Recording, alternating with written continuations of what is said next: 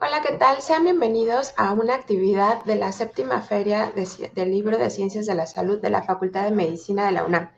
En esta ocasión estamos en formato híbrido y tengo el gusto de presentar a la doctora Marielena Trujillo Ortega, quien ella es médica veterinaria zootecnista con la especialidad en producción animal, principalmente en cerdos. Ella tiene la maestría en producción animal, tuvo la mención honorífica y la medalla Gabino Barrera. También es doctora en ciencias veterinarias y también lo obtuvo con una mención honorífica y el reconocimiento de medalla Alfonso Caso. Es certificada por el Consejo Nacional de Certificación de la Medicina Veterinaria y Zootecnia, ACE. Ella es profesora titular de tiempo completo definitiva en el área de producción porcina de la Facultad de Veterinaria y Zootecnia de la Universidad Autónoma de México, donde ha sido jefa de departamento de producción animal de cerdos desde el 2002 al 2005 y luego del 2005 al 2009 ocupó el cargo de secretaria de planeación de esta facultad. Fue secretaria general durante el periodo 2009 y 2012 y en febrero del 2012 fue designada por la Junta de Gobierno como directora de la Facultad de Medicina Veterinaria y Zootecnia por un periodo de 4 años. Fue coordinadora del Consejo Académico de Área de Ciencias Biológicas, Químicas y de la Salud del 2016 al 2021 y actualmente es la coordinadora del Programa Universitario de Alimentación Sostenible que se llama PUAS. Ha dirigido 52 tesis de licenciatura, 23 de maestría, 6 de doctorado y es coautora de 15 libros, de los cuales es editora en 8. Tiene 82 capítulos, entre los que destacan la producción porcina, e introducción a la zootecnia, además de los libros de bienestar animal y calidad de la carne. Es un gusto para nosotros, Marilena, que estés con nosotros, sobre todo en esta relación del PUAS con la licenciatura en Ciencia de la Nutrición Humana en la séptima Feria del Libro. Muchísimas gracias por aceptar nuestra invitación. Al contrario, muchísimas gracias a ustedes por la invitación e incluir a nuestro programa. Siempre es un honor trabajar para proyectos tan exitosos como es nuestra feria de libro y trabajar con la Facultad de Medicina que siempre está tratando de innovar y presentar diferentes proyectos. Y a la doctora Elvira Sandoval, pues que más gusto trabajar en algo así, ¿no?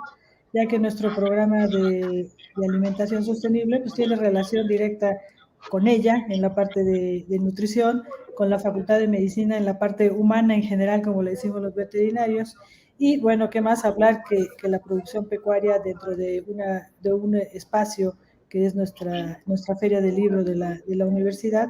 Y bueno, que si hablamos del séptimo año, yo pensaría que en este evento ya estaríamos hablando si habláramos en una línea del tiempo, no olvida, de un pequeño que fuera creciendo y bueno, ya caminaría, ya hablaría libremente y ya seguramente tendría proyectos muy importantes, ¿no? Si habláramos como si fuera un niño que va creciendo, ¿no? Entonces, ya definitivamente es algo que camina, corre y que nos va a dejar muchísimos productos. Muchísimas gracias por la invitación. ¿Sí?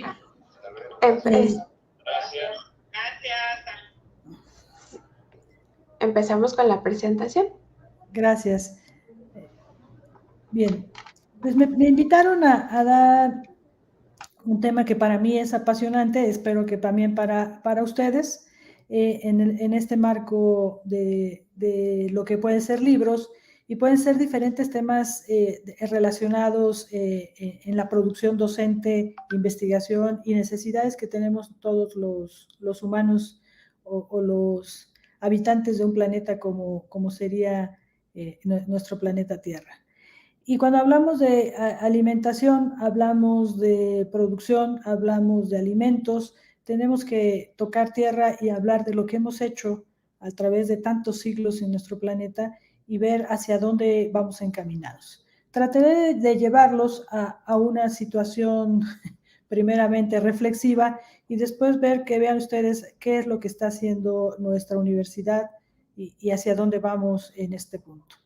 Entonces, lo primero que yo hago es una pregunta larga que la voy dividiendo en diferentes secciones y diría, ¿te has preguntado cuántos habitantes tiene este planeta y cuánto ha evolucionado 100 años? Seguro que sí, seguro se lo han preguntado y puede ser un dato puntual o no tan relevante, porque somos muchos y muchos con muchas necesidades y afortunadamente muy diversos.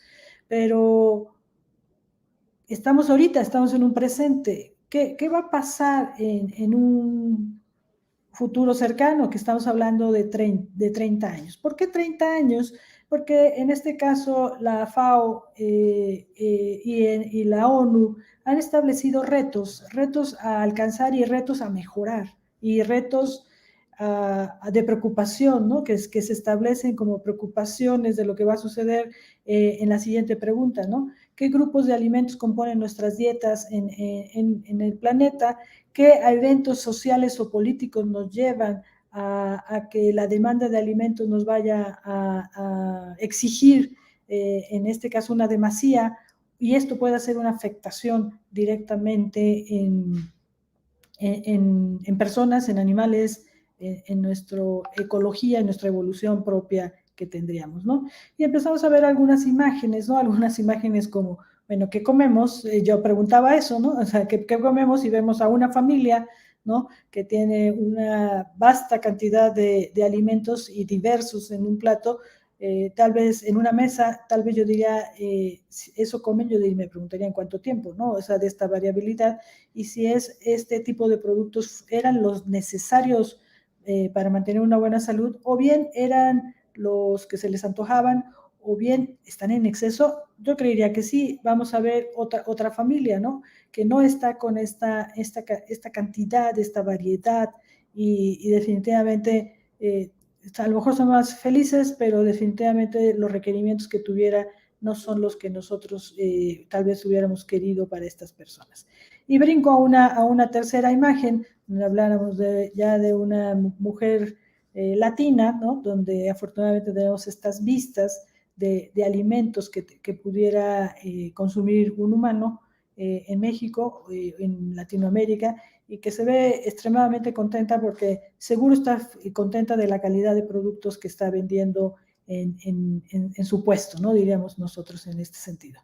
Si yo le hiciera esta pregunta a ella, ¿no? Tal vez no a los anteriores, pero sí a ella, y pensara en ella como un punto de reflexión, le hablara de sus productos, seguramente me va a decir que es lo mejor y que es lo que nosotros deberíamos de consumir, pero no nos da una dieta variada, y mi tema definitivamente es pecuario, lo que nosotros tendríamos que platicar.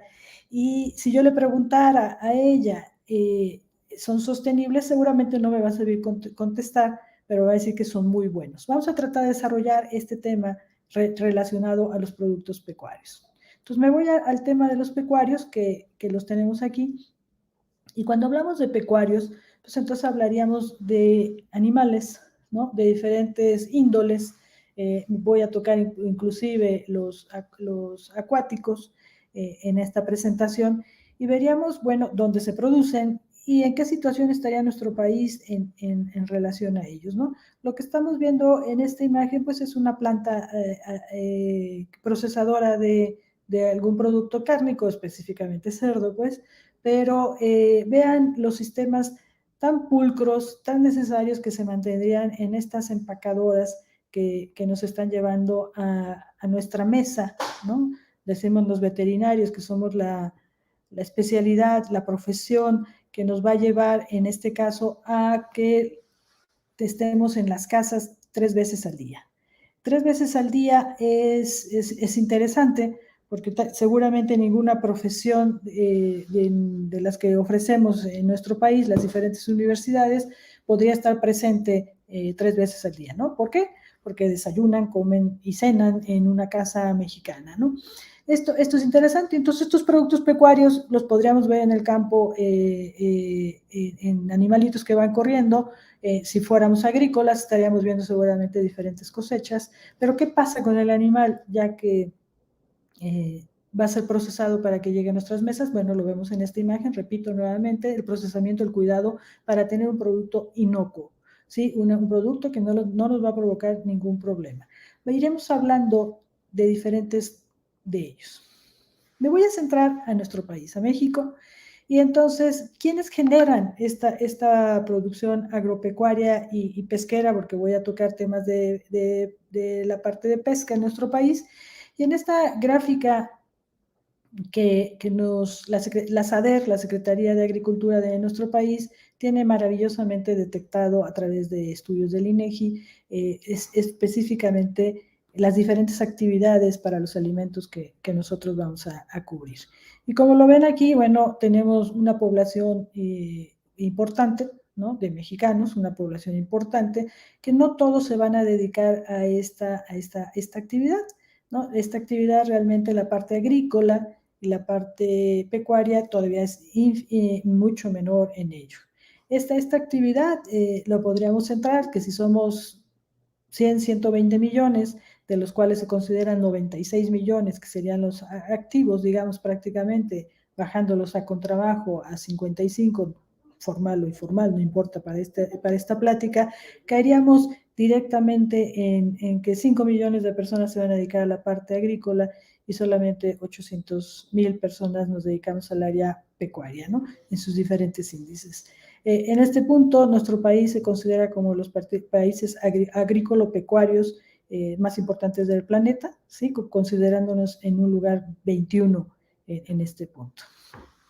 Bien, vámonos ya en detalle, ¿no? Vamos ampliando el detalle de lo que estaríamos produciendo, y en nuestro maravilloso mapa de nuestro país estaríamos viendo a una pequeña granja de aves, gente trabajando, vacas, etcétera, etcétera, ¿no? Y estaríamos viendo este ejemplo, ¿no? Lo que quisiéramos ver en todos estos puntitos, que no vamos a entrar en el detalle que está en nuestro mapa de nuestro país, estaremos viendo diferentes colores. No creo que los alcancemos a ver, pero sí veamos las diferentes producciones pecuarias que tendríamos y dónde están principalmente de estas actividades. Estas podríamos tener granjas de cerdos, podríamos tener explotaciones de vacas, de aves, de pequeños rumiantes, etcétera, y cada uno de estos puntitos nos va marcando dónde están localizados. Pensando que en nuestro país los principales estados de actividades pecuarias estaríamos entre Sonora, Sinaloa, Jalisco, como los más productivos, y esto es interesante. Es interesante porque es una ruta productiva de nuestro país que la pudiéramos tener muy bien seleccionada, ¿no?, para poder mantener los estándares de calidad que requeriríamos nosotros en ese punto. Muy bien, yéndonos ya puntualmente, entonces estaríamos viendo que tenemos diferentes consumos, y voy a entrar al detalle y a la calidad de los productos pecuarios que nuestro país produce y que nosotros consumimos, teniendo diferentes lugares en los sistemas de producción que vamos a estar manejando. Si nosotros lo vemos, nos ponen en un lado de nuestra bandera de nuestro país diferentes niveles o establecimientos que tenemos para cada una de nuestras producciones. Sin embargo, como yo les decía, en la gráfica de pastel que vemos aquí, la actividad pecuaria en realidad por cantidad de personas y de infraestructura que se le dedica y cantidad de tierra que se le dedica en nuestro país es menor, mucho menor a la agrícola. Esto es relevante porque la inversión que se le tiene que hacer a la producción pecuaria al mantener en sistemas cerrados, estabulados, decimos nosotros, es de cuidado para los animales, ¿no?, para mantener precisamente el bienestar y el cuidado y ser un producto sostenible, que es lo que estamos tratando de tener. Ok, ya dijimos que somos un país diverso. Quise tocar la parte agrícola porque la mayor parte de la producción de los productores en nuestro país tienen las dos actividades. Casi nadie está separado porque los animalitos tienen que comer, ¿ok? Y de esa manera, al ser un país de temporal, de lluvia de temporal, también vamos a poder manejar establecimientos de ese tipo. Pero, ¿qué produce nuestro país y qué pudiera ofrecer a mercados internacionales de lo que nosotros producimos? Y vemos en esta gráfica de barras algo muy interesante, muchísimos productos. O sea, México es un país exportador de productos agropecuarios, ¿no? Sin embargo, si centran su vista a lo que dicen cada una de estas barras, y obviamente, seguramente siempre vemos las más grandes al principio, veríamos que la primera, en color amarillo, espero que la estén viendo ustedes, lo que más exporta México es cerveza. ¿sí? Son cervezas. Y si pensamos en exportar cervezas y aguacate, que sería el siguiente, pensaríamos en algo muy interesante, ¿no? En la situación de lo que estamos viviendo actualmente, porque lo que estaríamos exportando es agua, ¿no? Y cuando pensamos en agua y en los problemas que tiene el norte del país, en este problema del agua, estaríamos pensando en una situación de que no tenemos un equilibrio mental del cambio climático que estamos provocando. Seguimos nuestra vista a través de las barras y pudiéramos ver ya en quinto, sexto lugar, estaríamos viendo productos pecuarios, ¿no? La carne de cerdo es una de ellas y la carne de res, una de las que se empieza a exportar. Esto es interesante porque igualmente se requirieron recursos necesarios para esta actividad, tanto humanos como del clima, de la infraestructura, del suelo, el agua, como mencionaba en los primeros productos. ¿Y a quién exporta México? Yo me preguntaría, ¿no? ¿A quién exporta México? La mayor parte de nuestra producción pasa por Estados Unidos, ¿sí? Por Estados Unidos, Canadá y muy poco a Asia, va muchísimas cosas, al continente asiático y prácticamente al europeo llega menos, ¿no? Como lo vamos viendo en las imágenes. Entonces, los tratados de libre comercio de nuestro continente en la parte del norte, pues definitivamente hace que estos productos vayan principalmente ahí. Me sentiría yo muy orgullosa si yo les dijera que uno de los productos que nosotros exportáramos fuera, me pondría muy contenta que si el aguacate fuera el primero, ¿no? Pero no, desgraciadamente es la cerveza, ¿no? La que más se da y la preocupación que me daría a mí como parte de un programa universitario de sostenibilidad, la situación con el agua, ¿no? No quería dejar pasar este punto. Muy bien, pensando entonces dónde están los cerdos, si yo digo que ocupan menos tierra en nuestro país y en el planeta en general, estas explotaciones, bueno, es una imagen de una explotación pecuaria, la que estamos viendo, en este caso es una explotación intensiva, ¿sí? En sistemas intensivos, que quiere decir que están cerrados, ¿ok? No están libres caminando, como los vemos cuando vamos por las carreteras, y esto hace que podamos nosotros controlar precisamente los sistemas productivos y la posibilidad de enfermedades que tengan ellos. Esto hace que nosotros tengamos controlado la parte de los insumos, de agua, de alimentos, el poder cerrar, en este caso, la posibilidad de que ingresen gente y poder controlar, por eso que estas producciones produzcan carne sin problema de enfermedades. Claro, y no puedo dejar de tocarlo, que a lo mejor a nosotros no nos gustaría que los animales estuvieran dentro de estos edificios y que estén encerrados, ¿no? Que estén totalmente sin movilidad. Sabemos de esa preocupación y una de nuestras preocupaciones, y me detengo en esta fotografía por eso tanto en esta imagen, es la situación del bienestar animal. ¿Por qué? Porque es una preocupación de los actuales consumidores. Los consumidores, como sabemos, podríamos tener al consumidor que come de todo, ¿no? A los veganos que van a decidir no consumir estos productos pecuarios y a los flexitúricos que tendríamos en este caso que van a decidir por conciencia qué consumen y cuándo lo consumen y cuánto lo consumen. ¿Okay? Este tipo de los últimos dos se han preocupado mucho por este tipo de imágenes donde tendremos a los animales en lugares cerrados, que siempre nosotros pensamos que es para su protección, y que deciden no consumirlos.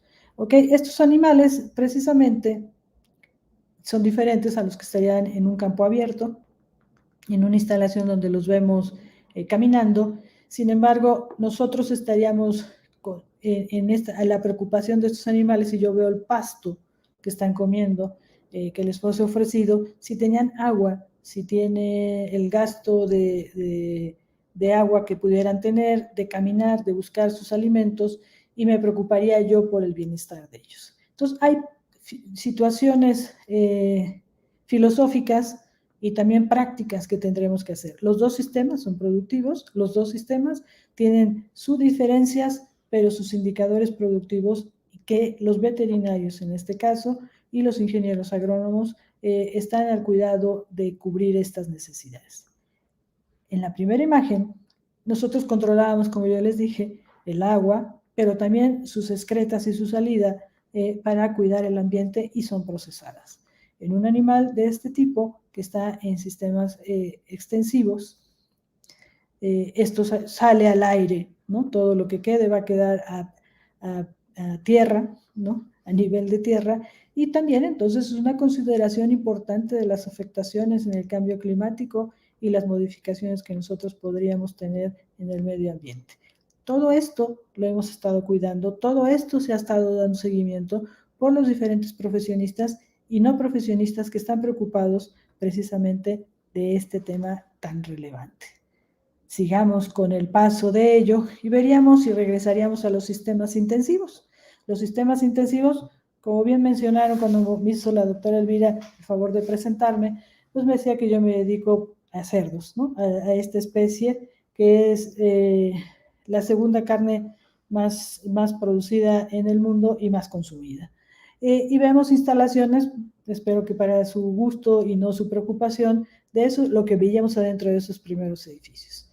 Y en esos primeros edificios lo que vemos son animalitos extremadamente cuidados, ¿sí? Que se les da el cuidado de tener, procurarles el agua y el alimento, la limpieza y el cuidado, la medicina preventiva necesaria precisamente para evitar las enfermedades y poder llegar a ser consumidos. En este caso estamos viendo una explotación intensiva, ¿ok? Con el cuidado, como ven, de limpieza y de sustratos necesarios para ellos. Muy bien, paso a otra imagen donde ya cubrimos más aspectos de los que nosotros estaríamos en el ámbito pecuario y en la parte acuícola.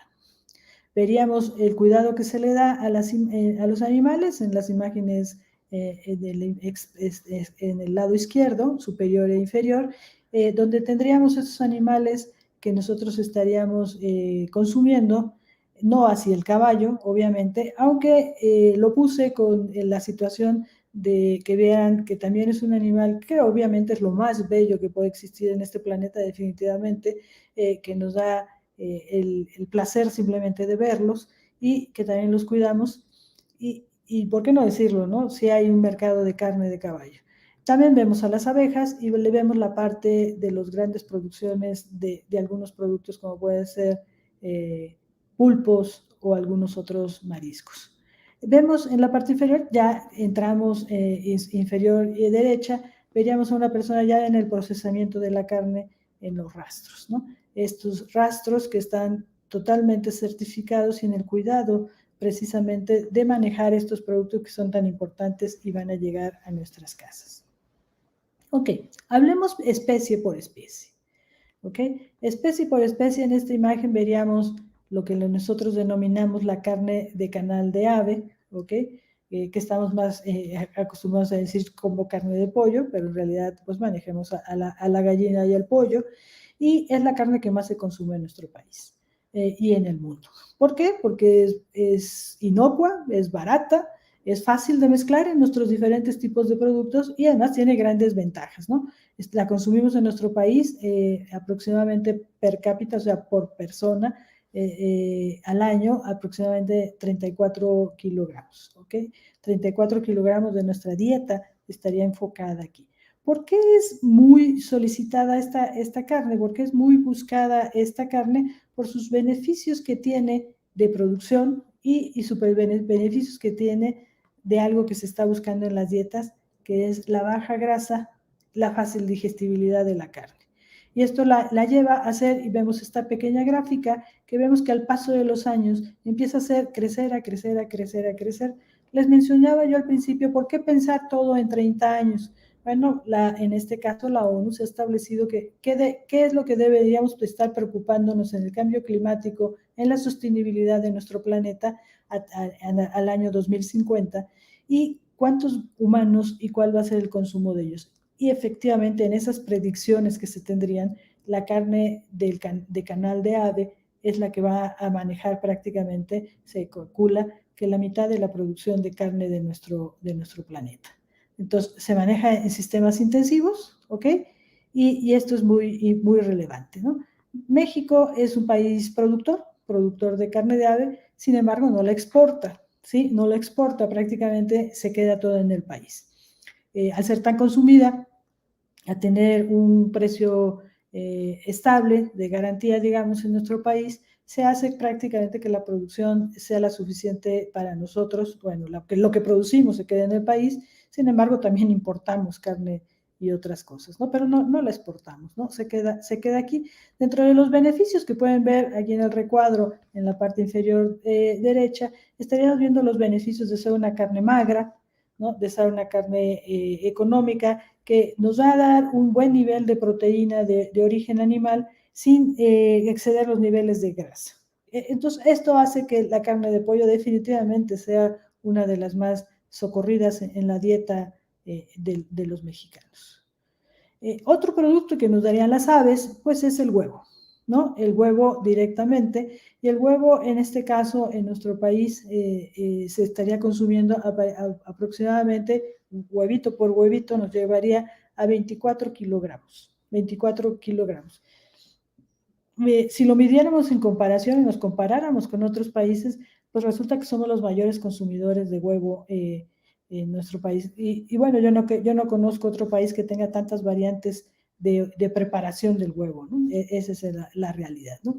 Vemos nuevamente en la gráfica superior que la producción va subiendo también de nivel, y toda la producción que se hace en nuestro país se queda en el país, nuevamente la consumimos los mexicanos, ¿no? Y tenemos una gran variabilidad de huevo, ¿no? Huevo que se produce orgánico, huevo que se produce en el piso, huevo que se produce en jaula, y cada quien selecciona definitivamente esta producción. Los mayores productores de huevo en nuestro país sería el estado de Jalisco. Sí, es muy interesante cómo Jalisco domina la parte pecuaria de nuestro país. Muy bien. ¿Qué pasaría en el siguiente nivel? Al siguiente nivel y es la carne de cerdo, la carne de porcino, ¿ok? La carne de puerco, como le llamamos nosotros, ¿ok? Y en este caso es ya inferior, prácticamente bastante inferior a lo que se consume de ave, 17, 18, 19 kilos es lo que estaríamos consumiendo de carne de cerdo, y aquí el crecimiento anual es constante, como vemos igual que en las aves, teniendo un margen de 3 a 4% anual en cada índice de crecimiento anual. Aquí la diversificación de los sistemas de producción de nuestro país que tendríamos, si lo dividimos en varios estados, no está tan cerrado como algunos, ¿no? Tendríamos prácticamente el Bajío mexicano, y tenemos una gran zona en Sonora y en Yucatán, ¿sí? Donde, la península de Yucatán, donde se producen y se exportan. Y aquí sí se exporta, vieron que era el primer producto pecuario que se exportaba. En este índice me voy a detener un poquito más, porque cuando yo veo este corte de canal, esta chuleta de cerdo, y pensaríamos en los beneficios que están en el recuadro inferior, pensaríamos que hay muchos mitos alrededor de la carne de cerdo, de si es una carne que tiene mucha grasa, que si yo no puedo digerir, que es tan mala como el cerdo, así lo decimos, ¿no? En realidad no, es una carne que efectivamente en siglos pasados fue una producción de un animal que se producía para doble propósito, así le llamábamos, y lo que más se consumía era la manteca, o sea, la grasa propia del animal, y se usaba para N cantidad de platillos mexicanos para ello. Sin embargo, esta situación ha cambiado drásticamente. Me refiero nuevamente a los consumidores de los que yo ya había mencionado, y estos consumidores nos han llevado a que este animal se haga magro, tan magro que prácticamente, si lo ven en la imagen, ya no se percibe la grasa en ellos. Entonces, siempre recomendamos que el consumo de ellos sea vasto, igual prácticamente en la misma digestibilidad de la carne de pollo, con la misma cantidad de grasa prácticamente que tiene algunas de las porciones del pollo, ¿sí? Y que nos han llevado precisamente a ser la segunda carne mundialmente mayormente consumida. Actualmente ya se empieza a ofrecer no nada más por peso de carne, sino por corte, igual que la carne de res que se ofrece como ribeye, tibón, sirloin. Ya se está empezando a ofrecer este tipo de carnes y verán que en unos cuantos años la vamos a empezar a ver más de esta forma. Y repito, es una carne que ya prácticamente no tiene grasa y que los ácidos grasos que tiene esta carne son igualmente digestibles que la grasa del pollo, ¿sí? Y entonces nos está llevando a recomendarla en cualquier momento y en cualquier edad de los humanos. Sin embargo, sí quiero decir que no toda la carne que consumimos nosotros es de origen mexicano, ¿sí? Hay una situación especial en este caso del cerdo porque no producimos lo suficiente, entonces ahí les dejaría que hay un margen de posibilidad de ofrecer más, de tener más empresas que se dedicaran a ello. Y en este caso se importa muchísima carne. En estos datos de la Asociación de Porcicultores de México, de Opormex, nos dicen precisamente qué carne y por dónde llega la carne. Y si ven en el recuadro inferior derecho, nos dicen que del 2021 al 2022, del que va del 2022, tenemos un 27% más de ingreso de importación de carne del cerdo. ¿De dónde viene casi toda esa carne del cerdo? De Estados Unidos. Sí, viene de Estados Unidos, viene ya las piernas, ¿sí? Como vemos aquí, viene la pierna, que la vemos que la venden aquí en México en pierna, y que viene a un precio más barato que muchas veces que la producción propia del país. Y entonces ha ido ganando un mercado en México esta carne, y los que nos dedicamos a esto, pues quisiéramos que los porcicultores mexicanos cada vez pudieran tener mejores inversiones para incrementar la producción en nuestro país. Tenemos un nicho muy interesante de trabajo y para los que se preocupan de la carne de cerdo, como ven, casi toda viene de Norteamérica, ¿ok? Entonces, inocuas totalmente. Nos vamos a la carne de bovino, que ha ido perdiendo preferencia en el mercado, mucho por el costo, ¿no? Ya vemos que ya baja a 15 kilogramos y que se espera que para el 2050, repito nuevamente el dato, pueda llegar a inclusive bajar a un cuarto lugar y ser sustituido por otras carnes. Es interesante porque es muy gustosa esta carne. Sin embargo, se le han visto situaciones del costo en tiempo de la producción y también se le han achacado el uso de algunos productos que no sucede en la mayor parte de la producción. Hay que aclararlo ello, ¿no? También se le ha puesto mucho, y vamos a ver una gráfica posterior, precisamente el gasto de agua que se requeriría y la huella de carbono que deja esta carne al ser producida en lugares abiertos. Es de amplia preocupación la producción de carne bovino, pero estoy segura que los médicos veterinarios y los agrónomos apoyaremos definitivamente los estudios para proteger este sistema de producción y seguramente mejorarlo. Rápidamente voy a tocar otras carnes que son del gusto del paladar de los humanos y de los mexicanos sobre todo, donde tendríamos a la carne de caprino y la de ovino. Los centro primero a ellos, donde su consumo es mínimo en nuestro país. Todo el mundo hablamos del cabrito y de la barbacoa, pero en realidad son platillos costosos y que se consumen, como lo ven, de 300 a 500 gramos. Sin embargo, sus carnes dan grandes beneficios en proporcionar proteína de origen animal. Y no podía dejar, ¿no? Podía dejar a un lado, aunque la haya puesto al lado de un producto cárnico, sería la miel, ¿no? La producción de las abejas, que México ostentó el primer lugar de producción mundial de abejas durante mucho, mucho tiempo. Ahorita no lo tiene, pero está encaminada y hay varios programas que seguramente le irán a regresar y evitar las enfermedades que tienen ahorita las abejas. Su consumo es de 200 gramos únicamente en el consumo del paladar mexicano, pero es una gran estrategia pensar en la miel para la dieta mexicana. Otros subproductos que tendríamos aquí serían las leches. La leche que siempre se ha procurado que se tenga, se consume aproximadamente 124 litros de leche, siendo obviamente con todas las variantes. México es uno de los países que más variantes de productos lácteos tiene, deslactosados, no deslactosados, light, aditivos, con calcio, paroedades, es muy interesante. No así la leche de caprino, que estamos más acostumbrados realmente a verlo en quesos, ¿no? Y es, sin embargo, un gran sustituto para los niños cuando no pueden tomar leche de vaca. es muy, muy interesante o tienen intolerancia. Agrupo toda la parte de lo que sería la parte de mar, ¿no? Y bueno, algunos ya son de tierra, le decimos nosotros así, y tendríamos varios de los productos que se pudieran de consumir en la dieta, y es una sorpresa, a lo mejor van a decir los que me estén dando el gusto de escucharme, que obviamente yo no puedo comparar al atún y al camarón, que se puede consumir más, ¿no? De todos estos, como ustedes ven, si centran rápidamente su vista, entre el atún, camarón, langosta, mojarra, pulpo y sardina, pues lo que más consumimos nosotros es la sardina y después el camarón.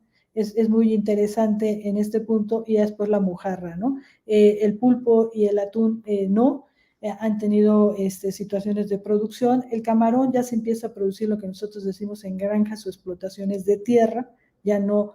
Lo que estamos tratando de procurar es no hacer el desgaste de nuestros mares, de la producción de nuestros mares, y en el caso del pulpo se está incentivando diferentes proyectos precisamente del cuidado de su extracción del mar. Es muy interesante estos productos. Pero bien, esto fue la producción pecuaria en números y en el gusto de saber que todos nos dan beneficios hacia el consumo de los humanos o de otras especies. Pero son sostenibles. Entonces, ¿qué es sostenibilidad? ¿Sí? ¿Qué cuidados tendríamos que tener para ir cerrando y dando el camino a otro lado de la plática? La sostenibilidad, entonces, es la satisfacción de necesidades, pero sin comprometer la capacidad de producir, de comer y de tener el gusto de ver nuestra naturaleza. ¿A quién no vamos a comprometer? No le vamos a dejar un problema a nuestras generaciones futuras. Tenemos que garantizar que nuestras generaciones futuras, con lo que nosotros estamos produciendo y consumiendo, les dejemos un buen futuro. Eso es sostenibilidad, ¿ok?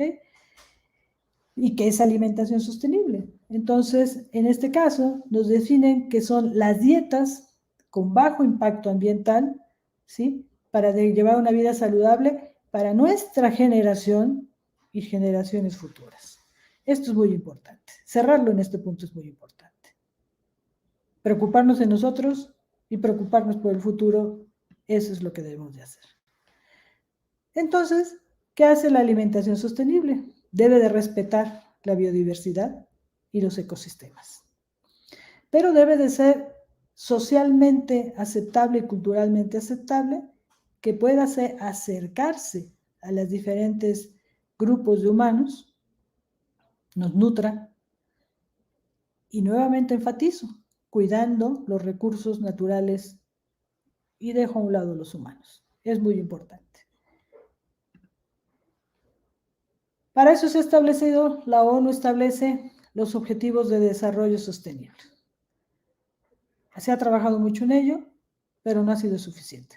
Tenemos que seguir con ello. 17 objetivos de desarrollo, no los voy a describir a uno por uno, son 17 objetivos de desarrollo que seguramente cada uno de ustedes podrá inferir, podrá preocuparse y podrá trabajar a favor de alguno de ellos. Estoy segura de que sí.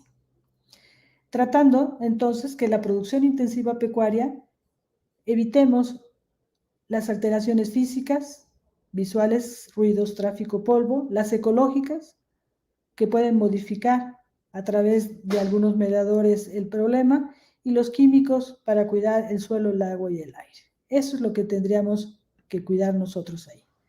Para ello, entonces, la Universidad Nacional Autónoma de México, el 9 de septiembre del año pasado, establece un nuevo programa dentro de la universidad, que es el Programa Universitario de Alimentación Sostenible. ¿Qué es lo que quiere ser un eje integrador que trabaje para identificar y tener las propuestas y las prioridades para que nuestra casa de estudios, en colaboración con el gobierno y otras universidades y con la sociedad en común, hagamos propuestas y resolvamos problemas? ¿Cuáles problemas queremos resolver? Las 3 dimensiones que tiene la sostenibilidad cuando queremos hablar de la sostenibilidad. La ambiental, abordando todos los recursos naturales y la alimentación. La económica, donde reconoce los retos que vamos a tener de producción pecuaria y agrícola y distribuirla. Entonces la parte agropecuaria es la que vamos a tener y vamos a tener que proponer soluciones armónicas. La social, donde sabemos que tenemos que identificar las problemáticas que existen en nuestra diversidad y los diferentes niveles, estratos sociales que tiene nuestro país para poder mantener las tradiciones y poder dar el alimento y evitar el hambre cero en nuestro país. Eso es lo que tenemos que hacer en nuestro programa. Los 6 objetivos de desarrollo que vamos a estudiar, cultivar y proponer soluciones serán puntualmente hambre cero, salud y bienestar, agua limpia y saneamiento, producción y consumo responsables, vida submarina y vida de ecosistemas terrestres. Principalmente en ello, sin dejar de lado los otros 11. Hambre cero.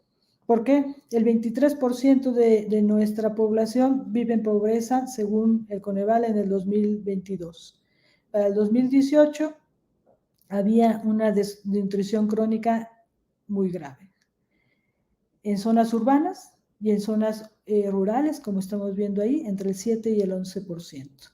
Para el 2018, el 55.5% de los hogares de México se consideran dentro de la categoría de inseguridad alimentaria, es decir, no por fuerza van a tener comida en su casa y no por fuerza esta va a ser inocua. ¿Ok? Esto es una gran preocupación en el hambre. En la parte de la salud, integrar en una sola salud o salud global, tanto la salud humana como la salud vista por los organismos nacionales e internacionales en la salud veterinaria y en la salud humana. No hay animal sano y nosotros, si no hay un humano sano. Todos somos animales y tenemos que procurar una sola salud. Evitar la desnutrición y la obesidad, ya que es una doble carga para nuestro país. Como vemos, cada vez tenemos más problemas que agravan o hacen efectos secundarios, enfermedades como la que acabamos de pasar en la pandemia. Cuidar el agua y el saneamiento para que evitemos la pérdida de tierra, el desgaste innecesario de la tierra y obviamente la escasez y perder la seguridad hídrica que estamos teniendo problemas a ello. Cuando hablamos de agua, entonces, ¿cuál es la huella hídrica si se maneja de los productos pecuarios que nosotros estaríamos produciendo? Y aquí vemos diferentes desgastes que se tendrían o gasto de agua que se tendría para producir 1 kilo de cualquiera de estas carnes que están viendo ustedes. Y es alarmante y por eso es la necesidad de utilizar y reutilizar el agua en estos casos. La huella hídrica y el carbón que se tendría en este caso de los productos de origen animal, donde tendríamos, y yo mencionaba precisamente a las vacas, a los bovinos, con un problema de preocupación para el presente y el futuro, cuando vemos que para 1 kilo de carne requeriríamos 15,000 litros, 6,000 para los cerdos, o sea, hay una diferencia abismal entre ellos y menor en cada una de las especies que tenemos. Se tendrán que hacer los sistemas definitivamente con más cuidado, cuidando nuestros diferentes niveles y tipos de aguas que tenemos para no decir que no todo sería el agua que viene definitivamente de consumo, porque el agua verde definitivamente nos hace, o la que viene de lluvia, un cambio y vemos la humedad y el desgaste de la tierra. Una comparación de un producto pecuario contra un producto que tiene carne, vean la huella y el gasto hídrico que se requeriría, por ejemplo, con una naranja o a una hamburguesa, donde tendríamos una diferencia entre 50 litros a 2,400 litros. Esto es muy interesante y por eso debemos de cuidar cada cosa que nosotros consumimos y sobre todo preocuparnos de lo que se gastaría. Cuando hablamos de emisiones de gas efecto invernadero, y lo vemos otra vez nuevamente por las especies, lo vemos, por ejemplo, aves de corral, lo poco que necesitarían o provocarían en el efecto invernadero, y lo que tendríamos en el caso de ganado vacuno, que es abismal la diferencia en ellos. Es por ello que les digo la tendencia de consumo a especies que requieren o emiten mayor problemas sea esta menor, ¿no? Es por ello que la carne de cerdo y la de ave es precisamente por los consumidores preocupados la que más se está adquiriendo. ¿Ok? Entonces, ¿hacia dónde vamos cuando hablamos de otros de los indicadores, ¿no? Del consumo y producciones sostenibles? Estos sistemas extensivos o intensivos que yo estaba hablando, y además todo su transporte y llevarlo definitivamente a algún lugar, estaríamos viendo entonces que tenemos que ayudar a mejorar el tiempo y minimización de estos recursos, evitar los materiales tóxicos, las emisiones de desecho y los contaminantes. ¿Eso para qué? Con ello vamos a lograr efectivamente mayor cantidad de productos y mitigar la pobreza y las transiciones verdes de una generación a otra generación. Eso es lo que vamos a tener que cuidar. La pesca, ¿sí? Dije que iba a tocar la pesca y pensaríamos también en de todas nuestras especies, cuántas pudieran estar sobrepobladas, cuántas deberíamos estar desarrollando en sistemas sostenibles para poder hacer un aprovechamiento máximo. Tenemos que tener cuidado con esta parte. Y en la parte pecuaria, afortunadamente existe una gran cantidad, y ven, no todo cae en el mar ya, varias de estas partes acuícolas están manejándose precisamente en tierra, y esto es una parte interesante, porque le podemos retribuir, si lo sabemos hacer, si no, podríamos desgastar también la tierra. Pero ya se empieza a evitar el uso indiscriminado, la carga tremenda que le teníamos al mar, y dejar que el mar precisamente sea lo que debería de ser y no consumirlo. Esto es importante, y tener el cuidado en qué época del año, cuándo debería de ser y en qué zona se debe de hacer. Eso se está cuidando. El siguiente indicador sería entonces los ecosistemas terrestres. Por desgracia, la imagen que les pongo ahí, este ecosistema ya se desgastó. Sí, ya tenemos una afectación marcada ahí, se nos empieza la carga de energía humana, se la acabó, no llovió, le pusimos productos y esta se fue desgastando, la tala innecesaria, la desforestación, nos ha llevado definitivamente a que se pierda. Estamos muy preocupados en esta parte y por eso los ecosistemas terrestres nos tienen que llevar a evitar a esto, lo que se le llama el agostadero y la degradación ambiental que se tiene, y que esto nos va costando cada vez más. Vean las columnas que estamos viendo al paso de los años, por desgracia estas cada vez son más altas, tanto en el costo de la degradación, ¿sí?, como el costo biológico que nos está dando. Y voy a terminar. Que todos estos esfuerzos que se hicieron para el consumo de productos pecuarios terminan a veces, por desgracia, en el desperdicio, ¿sí?, en la pérdida de que no me lo como y lo tiro, no lo meto en el refrigerador y lo tiro, y entonces se habla de una cantidad muy importante de desecho de estos productos, y tendríamos que prácticamente de la cantidad de desecho que se produce en nuestro país, pudiéramos alimentar 7 millones de mexicanos. Entonces, hay que comprar y consumir lo que realmente vamos a consumir y evitar precisamente el desecho. ¿Cómo se logra una alimentación sostenible? Adoptando una dieta equilibrada y variada, aprovechar los sobrantes de los alimentos y no desperdiciándolos, comprar de forma inteligente, realmente qué es lo que yo voy a comer, cuánto me va a durar, cuál es su vigencia de este producto, comprar productos de temporada y, si se puede, de pequeños productores. Nuestras redes que tenemos agropecuarias ahora nos pueden acercar a mercados de pequeños productores, y mesurar el consumo de productos procesados y utilizar los desperdicios posiblemente como abono. ¿Cómo se logra entonces esto? Haciendo un uso adecuado de los recursos naturales, minimizar el uso de envases, preferir productos de poco embalaje y adoptar una estilo de vida más saludable. De nuestros productos pecuarios, ¿cuáles son los que más se desperdician? En este caso, veamos que algo de los que más se desperdicia es la carne de cerdo, ¿sí?, el 40% de ellos, que es un volumen muy importante, y que esto que se desperdició tuvo un gasto de agua, ¿sí?, y tuvo emisiones de carbono que se dieron, ¿no? Después, muy pegadito está la carne de pollo, entonces no porque sea barata la puedo tirar, no es consciente hacer eso, y la carne de res cuesta más, no la tiran, definitivamente. Esto es interesante. Fue un gusto platicar con ustedes, espero que les haya sido de interés esto. Estamos para servirles aquí dentro de la Universidad Nacional Autónoma de México, dentro del Programa Universitario de Alimentación Sostenible. Muchas gracias. Al contrario, doctora Marilena, es un gusto escucharla y una vez más sabemos por qué la nutrición humana y la producción animal tienen que ir de la mano, porque justamente esta salud de todos, una sola salud, la salud alimentaria, la salud física y la salud de los animales, pues cada vez hacen una mayor convergencia. Y pues bueno, tenemos unas preguntitas con Claro. respecto a los animales, aprovechando que tenemos a una experta en cerdos y que, como bien dice, tienen muy mala fama cuando sabemos los beneficios también desde el punto de vista de la ciencia de la nutrición humana con respecto a esta proteína. Y uno de los más comunes es esta parte de que la carne de cerdo siempre trae cisticerco. ¿Mito o realidad? Mito. Sí, realmente es mito. Sabemos que sí fue una realidad en algún tiempo, no como para preocuparse y decir que toda la carne y por eso no voy a consumir carne de cerdo, ¿no? ¿Qué factores se tienen en realidad en los productos pecuarios en general, ¿no? En el caso de la carne en general hay que pensar que lo que yo mencioné es que sea inocua, ¿no?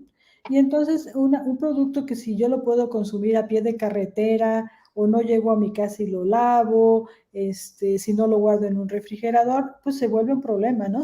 Puede llegar a ser un problema de salud. En general, todavía no entró como el tema de cisticercos, no entró por ahí, ¿sí? Pero llega a ser un problema que nos puede afectar, un producto que nos puede llegar a afectar. Cuando yo hablo de cisticercosis, entonces tendría que haber un problema, como bien se mencionaba, de una sola salud, donde hubo un integrante que fue el humano y otro integrante que fue el animalito, ¿sí? Y otro integrante que hay por ahí que también está y que también da cisticercosis en este caso, o este problema de la teniasis también, que son las aguas sucias donde se riegan varios de los productos como las fresas y algunos vegetales en México.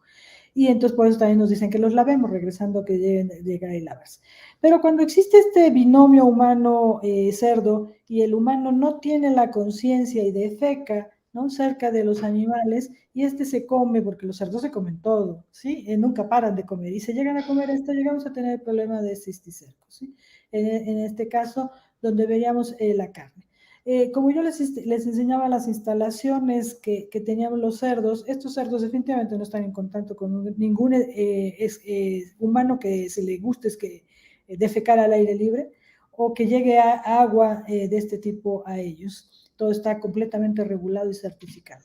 Entonces, esta carne es la que llega a los supermercados. El consumo de la carne de supermercados que nosotros tenemos representa el 93% de la carne que se consume en nuestro país. Esa carne definitivamente está libre de todo esto, fue inspeccionada en rastros, fue verificada en los supermercados por los médicos veterinarios. Hay empresas como una de las que más vemos supermercados en las calles, que son de color azul, y esta, para que tengan idea, tienen 272 veterinarios contratados para inspeccionar sus productos pecuarios. Entonces, eso se garantiza que no lo tendría. Ahora, ese 7%, no estoy diciendo que tenga cisticercosis, sino que no tuvieron el cuidado que llegaran ahí.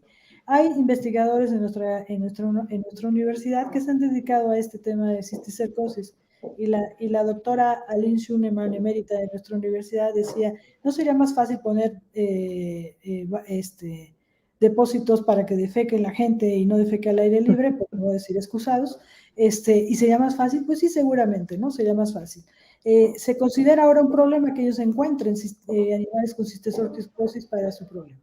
Hay un estudio que se publicó ya hace, yo creo que más de una década, donde mencionaban que los problemas neurológicos por cisticercosis lo habían dado y que se presentaba en gente que no comía carne de cerdo, ¿no? Que era gente que no se lavaba las manos y que iba al baño y defecaba, o que comía fresas sin lavar, pero venía de esa vía el problema de teniasis o de cisticercosis. Entonces, mito, definitivamente mito. Perfecto, sí, porque todavía escuchamos a personas que dicen que la carne de cerdo lo evitan justamente por este punto, ¿no? Entonces siempre es bueno saber que no necesariamente es la situación. Y pues bueno, esto lleva a la siguiente pregunta, que bueno, ya no las fue adelantando, de dónde comprar la carne de cerdo para garantizar esta salud global, ¿no? Entonces, habemos los que compramos en supermercado, habemos los que nos gusta comprar en un mercado. ¿Y cómo detectar cuando uno compra la carne que es una buena carne de cerdo? Ok, perfectísimo. Definitivamente yo creo que los supermercados son una garantía al 100%. Los mercados, hay diferentes tipos de mercados y lo que yo me preocuparía en el mercado es todas las carnes de cualquier especie vienen selladas, de que fueron inspeccionadas, de que entraron por un rastro, un sistema de sacrificio que cuidó hasta de sacrificio y todo el producto, y estas carnes vienen selladas, ¿sí? Por los sistemas TIF vienen selladas, y entonces verificar que el carnicero al que yo le estoy comprando realmente tiene ese tipo de carnes, las lleva y que las refrigera, ¿no? Entonces yo no negaría comprar en un mercado, pero sí verificar qué mercado es y que esté cubriendo, que tengan una hojita parada ahí que diga que fue verificado y certificado y de dónde viene el origen de la carne. Entonces, no cualquiera. A mí me preocupan más los establecimientos a pie de carretera, fuera de nivel, donde sacrifican a su animalito de la parte de atrás y no la venden, esos tacos maravillosos o unas carnitas a pie de carretera. Definitivamente esas serían las que a mí me preocuparía consumir ahí, pero también me preocuparía consumir, vuelvo a repetir, la salsita con la que fueron preparados y que le pusieron perejil y cilantro y que a veces entra por ahí. Y esto se ha demostrado en personas que por alguna religión no consumen carne de cerdo y tienen cisticercosis, ¿sí? O tienen teniasis. Eso es interesante, ¿no? Entonces, definitivamente sí, un supermercado es una garantía y ciertos mercados grandes, tradicionales, también lo son. Hay que cuidar eso. ¿Cuál es la mejor carne de cerdo? Es muy interesante la pregunta, tal vez de los 64,000. Es muy interesante porque la carne de cerdo tiene, desgraciadamente, de haber sabido que venía la pregunta, hubiera puesto una imagen. La podemos poner, si yo pusiera un corte de res, lo vemos con una carne rojita, ¿no? Más o menos de la misma tonalidad. Si yo pongo un pollo, lo veo pálido, ¿no?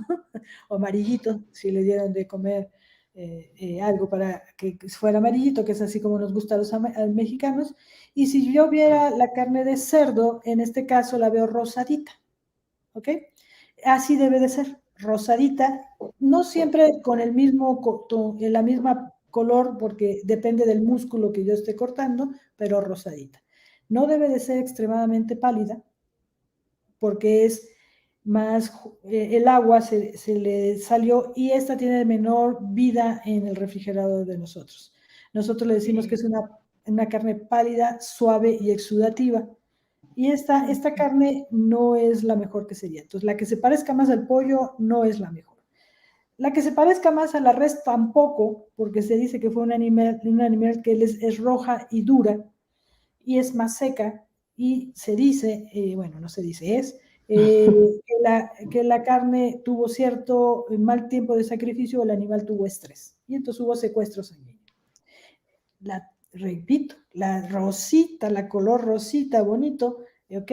Esa es la que va a durarnos más en anaquel, no va a estar la charola llena de agua, ese sería un buen tip, no tiene mucha agua la charola donde yo la estoy comprando, esa es la mejor carne. Y tiene menos cantidad de grasa, que eso ya casi todas las carnes de cerdo tienen muy poca grasa. Okay. Pues muchísimas gracias, María Elena, por haberte conectado y darnos esta plática tan importante que a veces damos por sentado que la comida viene del refri, ¿no? Y no todo lo que hay atrás de lo que es la producción pecuaria y la alimentación sustentable tan importante para los objetivos del desarrollo. Entonces, tenemos más preguntas, pero ya estaremos invitando a la doctora María Elena al programa PUAS para tener más intervenciones en común que tenemos con Ciencia de la Nutrición Humana. Y pues bueno, el tiempo es un tirano como siempre y pues bueno, es un gusto que estés con nosotros y pues a todos los que nos acompañaron les invitamos a seguir con las actividades de esta séptima feria del libro, ya sea en esta actividad virtual o en la actividad presencial que los estaremos esperando ahí en el Palacio de Medicina. Nuevamente, Marilena, muchísimas gracias por este espacio, por este súper resumen de todo lo que es la producción pecuaria y la relación que tiene con nuestra salud.